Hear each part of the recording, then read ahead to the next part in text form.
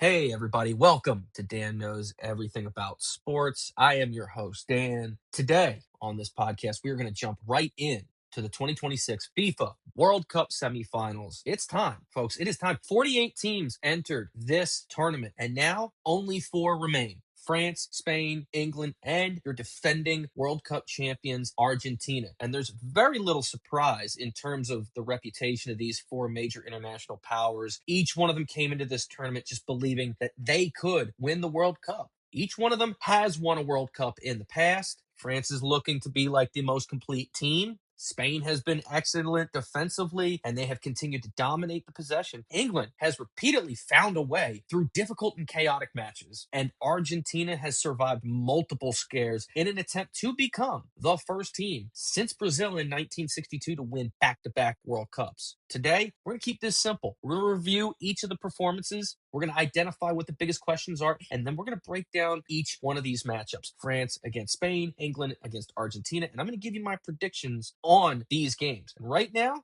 I have two teams in mind that I think are going to go into the World Cup final. And not to brag, but if you listen to our last special, myself, Dan, your useless sports guru, I called every game. Every game. I was 4 for 4 on who I thought was going to be the final four teams. Now, one game in particular did shock me because I did not expect that to happen to that team. But we will not be predicting the final today. Okay. I think I know exactly who's going to win this whole thing, but we're going to save that for when we review the final later on this week.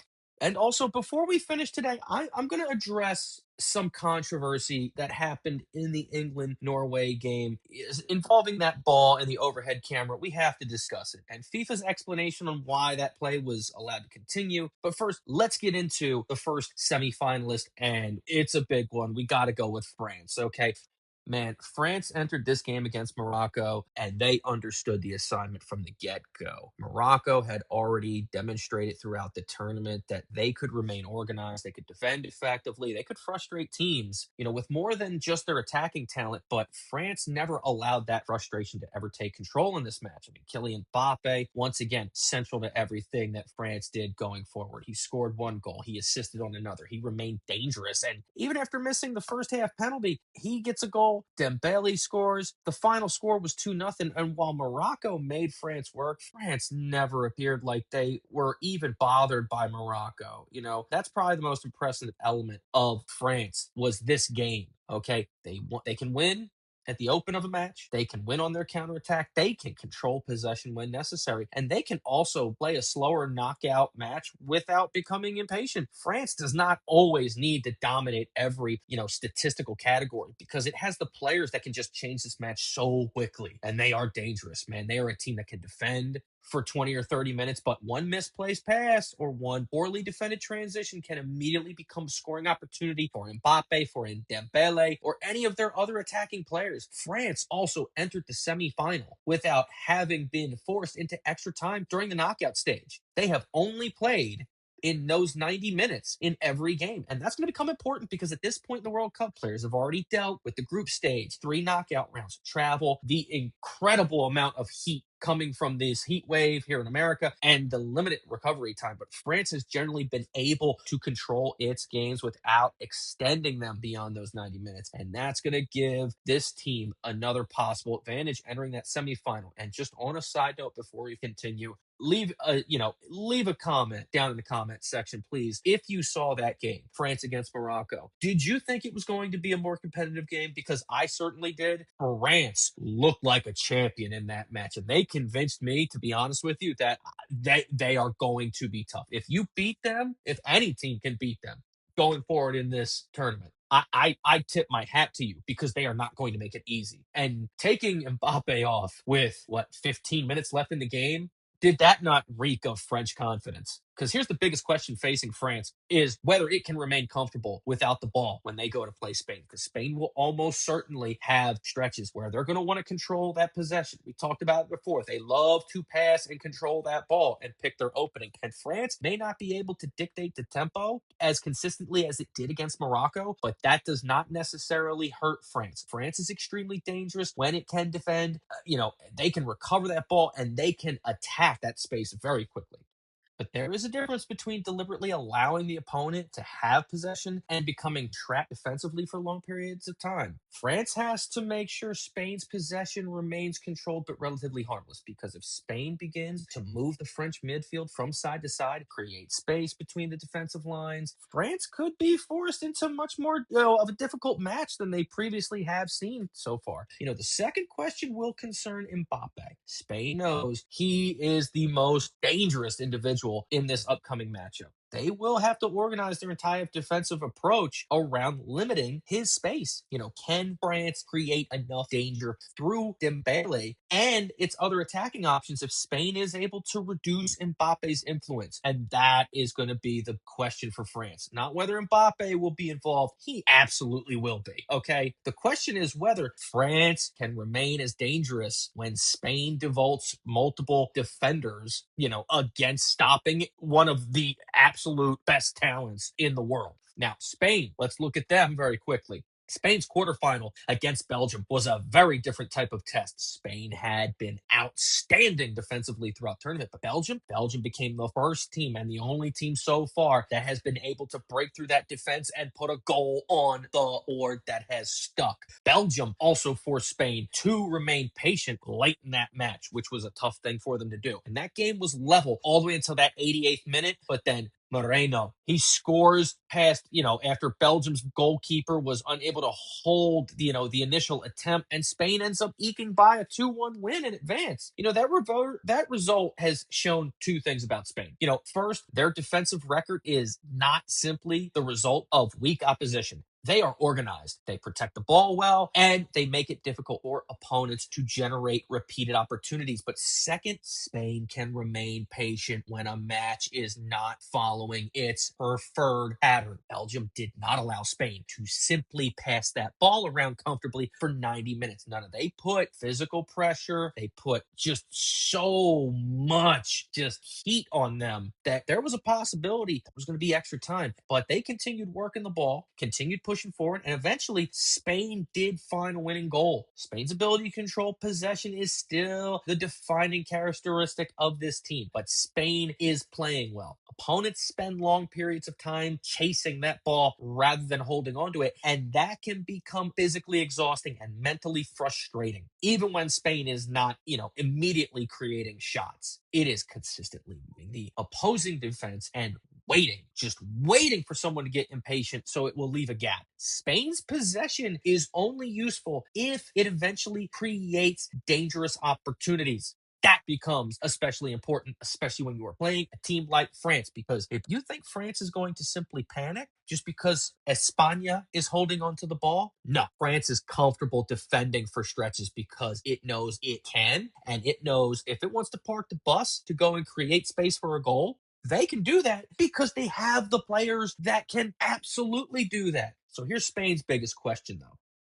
Can they control the game without leaving itself exposed to that counterattack? Spain is going to want to push its fullbacks forwards. Its midfielders are going to want to operate high up the field, and its attacking players are going to try and pin France inside of its own half. That's normally how Spain wins most of these matches, but every additional player Spain is going to send forward is going to create more space behind that attack. And against most teams, hey, Spain can recover the ball quickly enough to prevent the space from becoming very dangerous. But against France, hey, you lose that ball, and that's going to turn into Mbappe or Dembele or any other of their attackers creating space in that field, and they're going to make you pay for it. Spain might complete 50 or 20 passes during an attacking sequence, but France may only need 2 to get a goal. And that does not mean Spain should abandon its identity. Spain is not going to suddenly become a defensive counterattacking team, but it has to pick their moments. They cannot have both fullbacks, multiple midfielders, and its attacking players moving forward without someone maintaining defensive balance. Spain's other major question is going to be finishing. Possession alone is not going to eliminate France. You have to take control and get goals. And if Spain dominates the ball, but they waste their chances, France has too much firepower and too much quality to allow Spain to, unlimited opportunities. Moving on to England. Hey, English fans, if you're listening, I told you hope was going to be on your side in that game against Norway. That four-letter word wasn't going to come back and bite you. And guess what? Against Norway, that 2-1 win in extra time, mwah, what a game. Yes, it has its questions and controversies. We will get into that later. This game is just another example of England finding a way to survive. Look, Norway took the lead, and England struggled with its build-up play, made too many technical errors, and yeah, it didn't consistently move the ball with enough speed. But Jude Bellingham equalizing during the first half stoppage time, the goal became controversial, obviously, and like I said, we will get into that. But the match remained tied after 90 minutes. It went to extra time. And in the 93rd minute, after Norway's goalkeeper Neeland failed to control, the effort from that substitute Morgan Rogers, England held on for a 2-1 victory. Bellingham scored both goals, and once again, he became England's savior. Look, England, you advanced. That's all that matters, okay? The knockout tournaments are never judged by style points, so don't think for 1 second you're ever going to get additional reward points just because you won comfortably. Sometimes an ugly win is an ugly win, and you got to take it. And yes, I know the manager has come out and they've openly critiqued the performance overall. And your manager has pointed to the technical mistakes, the lack of speed, the general failure to play at the level that he saw in training. But Harry Kane has come out and defended his manager's comments by just saying he's trying to push the team because he wants to see them play their best possible game. And that's a fair assessment, okay? England should be encouraged by the result and concerned by the performance at the same time. But then again, you're in the semifinals, baby. You have Bellingham playing at a high level, and you've shown that you can recover from falling behind.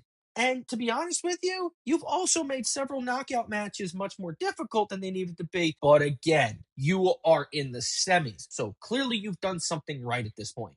England, look, you can't expect to give Argentina the same number of opportunities that you gave Norway and assume that Bellingham can come and just rescue you guys again. But let's look at the bigger question, okay? Can they finally produce a complete performance? Your talent is there. Bellingham has been outstanding. Harry Kane remains a major scoring threat. And England has the experience at their defenders, and there's several other options at their midfield and attack, but the team has not consistently connected those pieces yet. I don't think they've played their best game yet. That can be a good thing and scary, but it can also be a bad thing.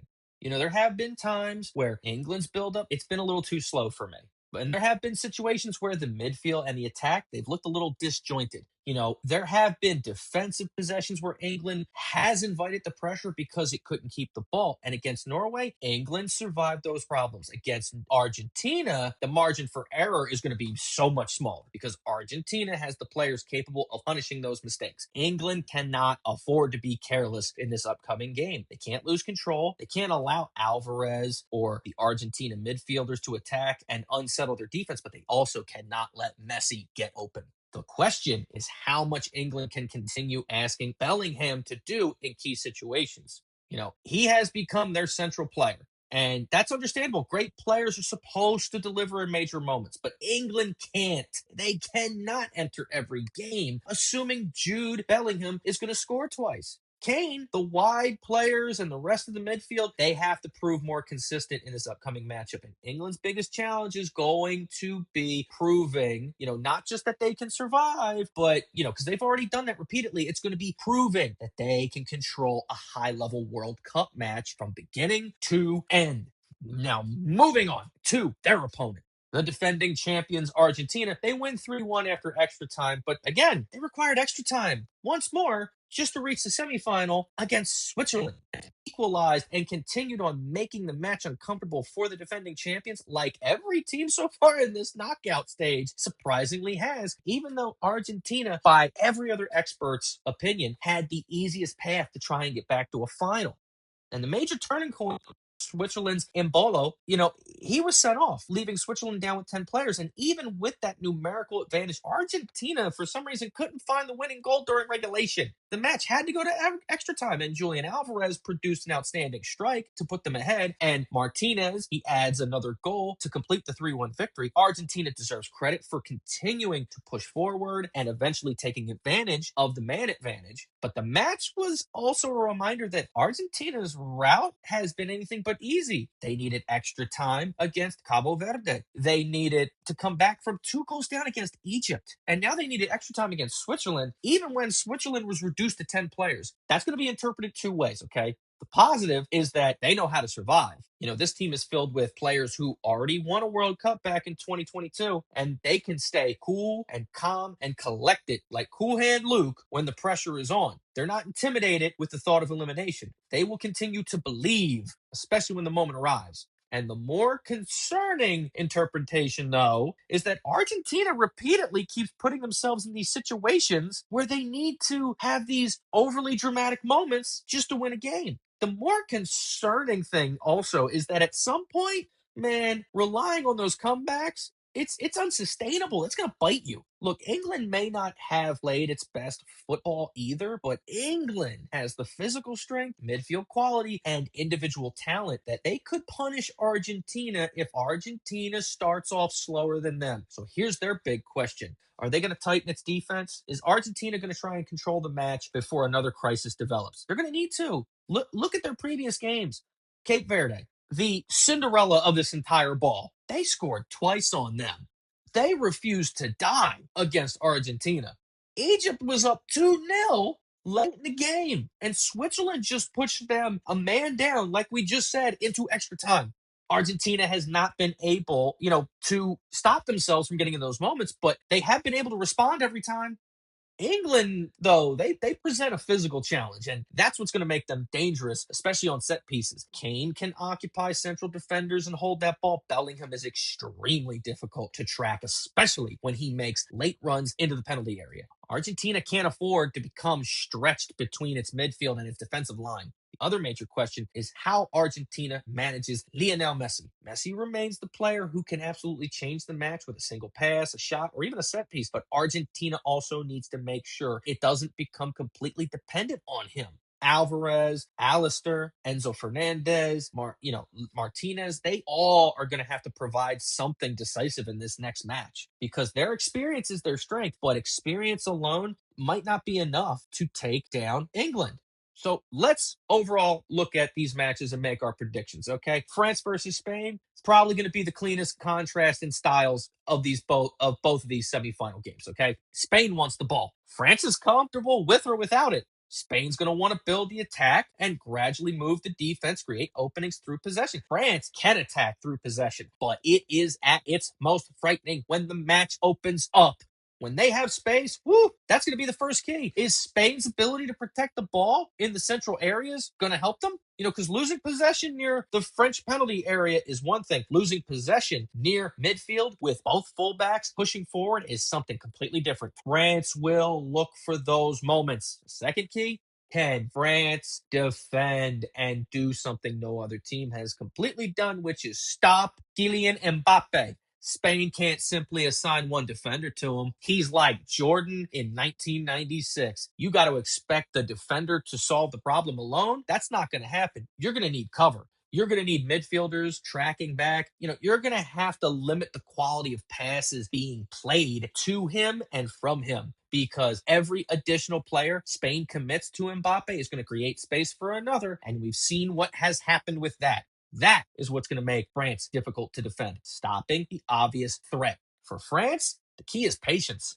It's going to be that. Spain can control that ball for long stretches, but France can't become frustrated and begin chasing possession in the areas where Spain is not going to actually be threatening them. France has to maintain its shape. All right, they're going to have to wait for the right opportunity, and they're going to strike, man. Spain's best path to victory is going to be controlling the tempo, preventing transitions, forcing France to create against, the organized defense that they're going to have around them. But France's best path is going to be remain, compact, absorb Spain's possession, and they're going to have to try to make Spain pay for it with one or two mistakes. That's why, honestly, my prediction, folks, I'm going with France. I mean, come on. Who else am I going to pick in this game? I'm sorry. I think Spain is definitely going to have the possession. I think Spain is going to absolutely have more passes. They're, possibly may even have more attempts than France. But I really do believe France at the end, they're going to create the most dangerous opportunities. And, they have more individual attacking players who can absolutely turn an ordinary possession into a goal. Spain's defense has been excellent, but France is, they just present a different level of speed and the chances that they can create. They're playing too good, man. It's so hard to not pick them. But my prediction, I think Spain's going to get one, but France ultimately they're going to overwhelm them. They've got too much firepower, and if you saw how relaxed they were at the end of that Morocco game, because that is the most dangerous thing a team can be. Relaxed and confident. 2-1 France. I do expect a little bit of a close match, more so than the Morocco game. I expect Spain to control in significant stretches, but I really do believe, Mbappe, Dembele, they're ultimately going to decide this game. And France is going back to their third straight World Cup final. They're going to be the third team to do it. I don't think they're going to flame out. And that moves us on to the other semifinal, England, Argentina. It's going to be difficult to predict this one because England, they're going to need major contributions from Bellingham. Argentina, they're going to need, hopefully, not another late comeback. Neither team enters this game looking completely dominant. They do have some, holes in the defense, so to speak. But both of them, they've shown that they can win difficult games and stave off elimination. The key to this matchup is going to be the midfield. England is going to have to prevent Messi from receiving that ball and getting comfortable. That doesn't mean you got to follow him everywhere. Messi's going to move into different areas specifically to create confusion. England is going to have to remain disciplined, and they're going to have to prevent him from turning this game and take, into a typical Argentina game where he is their hero. Argentina, on the other hand, they're going to have to track Jude Bellingham.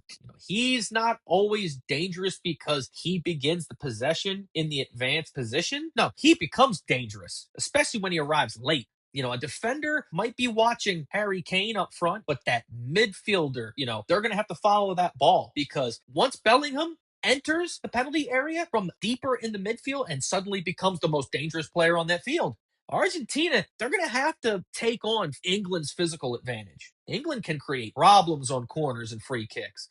Harry Kane can hold off defenders and bring teammates into the attack. Argentina cannot allow the match to become a series of set pieces and physical challenges because for England, the challenge is going to be avoiding the technical mistakes that they've had and that they've been criticized for, especially in the Norway game. Argentina's going to press. Argentina's going to try to force rush passes. England, man, if England becomes careless, Messi and Alvarez, they're going to take care of those opportunities. And, can England's defense recover from that?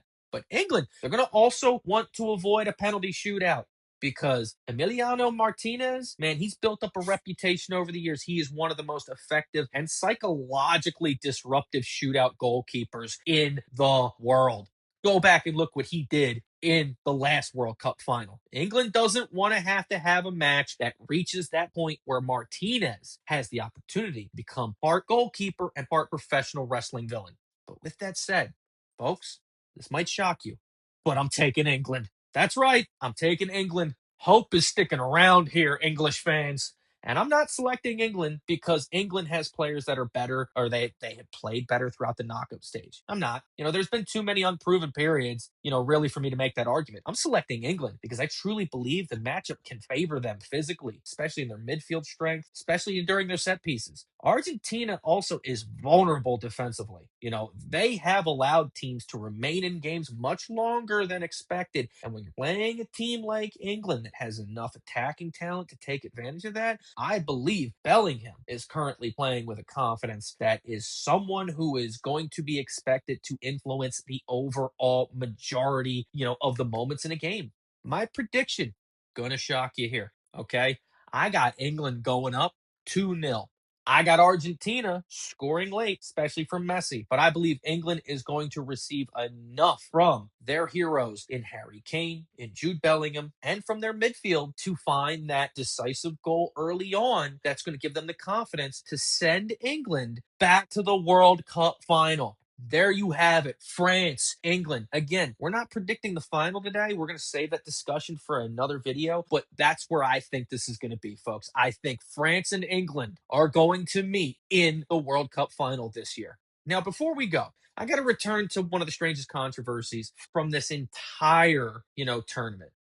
Near the end of the first half between England and Norway, Norway, their goalkeeper, Nealon, he sent the ball high into the air and the ball dropped sharply near the touchline. A lot of Norway's players and coaching staff believed it had struck the overhead cables, supporting the mobile television camera system, and England recovered the ball, continued possession, and of course, Jude Bellingham eventually scored an equalizer. Now, under the rules, if that ball did strike an outside object near the field, the play should have been stopped and blown dead, and it should have restarted with a drop ball. But the referee did not stop the play. And in a tournament where, VAR has become the end all be all, VAR didn't intervene, oddly enough. FIFA later did state that the sensor inside the connected match ball showed no evidence that the ball had touched the wire or experienced an abnormal movement. But Norway's manager remained convinced that it had struck something because of the way the ball suddenly stopped and then dropped. And he also made it clear that he did not want the incident to overshadow the overall performance of Norway because it was a hell of a run. But here's the part that's going to create a larger problem for FIFA. Earlier in this same tournament, if you were watching the Portugal Croatia game, Croatia seemed to have tied the game up in the very last minute. But according to that same ball technology, it detected that the ball had somehow touched a Croatian player's hair ever so gently, and it picked it up and they counted it as an offsides goal. That contact eliminated them and it eliminated their equalizer. Now, England's manager has even referenced that the earlier decision essentially saying that if the ball sensor can detect contact with a player's hair, it should also be able to connect and detect, the contact with the cable camera. FIFA's official position is that the ball didn't touch the wire, but that has to be acknowledged because the visual appearance of the play, if you go back and you watch it, the reaction of the Norwegian players and the sudden stop of that ball has shown people that it had to have touched, but the sensor data should have automatically ended the discussion, and it hasn't. And this is where FIFA continues to create frustration because FIFA has introduced more technology and then it asks everyone to trust that technology. But when people see something that contradicts the explanation, FIFA rarely communicates it in a way that ever makes sense anyway. But, like they should. But instead, it releases a graph and tells us, hey, heartbeat of the ball, didn't touch. And we're supposed to not act surprised that we have questions. Heartbeat of the ball. What are we doing here? We're trying to determine whether a soccer ball hit a television cable, and our eyes say it did. And then FIFA is speaking like the ball has some emitted cardiac rhythm. Good news, the ball's heartbeat was stable. Hey, we're going to keep it overnight for observation. This is where FIFA's selective relationship with technology really becomes just difficult for myself and other people to understand. Because one moment, oh, wait a minute, this ball is so sensitive, it absolutely picked up 3 strands of hair while the ball was going 70 miles an hour, and that eliminates a team with one of the best players in the world over the past 15 years. That's how his career ends. Luka Modric goes home early because 3 strands of hair touch a ball. And Norway goes home because a ball hits a wire. And all of a sudden, that ball's sensitivity can't detect that cable. I don't get it, man. When you have that, happen, the ball dropping from the sky near the camera cable, multiple players immediately reacting, and FIFA telling everyone that the ball's heartbeat looked perfectly fine. That doesn't prove the cable was hit, but it explains why people remain skeptical. FIFA has VAR. They have semi-automated offsides technology. They've connected the match balls with technology, dozens of cameras, an overhead camera system that may or may not have become an additional defender. And somehow, after adding all of that technology, the conversation is still, did the ball hit the giant wire hanging above the field? At this point, FIFA has basically become Rowdy Roddy Piper during the 1980s because just when you think you have all the answers, FIFA changes the questions. But there you have it today, guys. 4 teams remaining: France and Spain, England and Argentina. My predictions again: France advances, England advances. We get basically an allied World Cup. And France has looked like the most complete team. Spain may be the best team in controlling possession. Argentina, they remain the defending champions, and they still have Lionel Messi.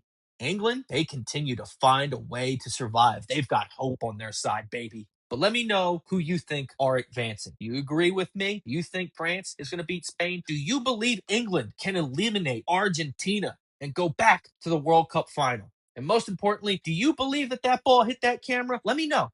Leave a comment down below. Until next time, guys, this has been Dan Knows Everything About Sports. Do I know everything? Probably not. But did I just prove my point? I think so. See you next time.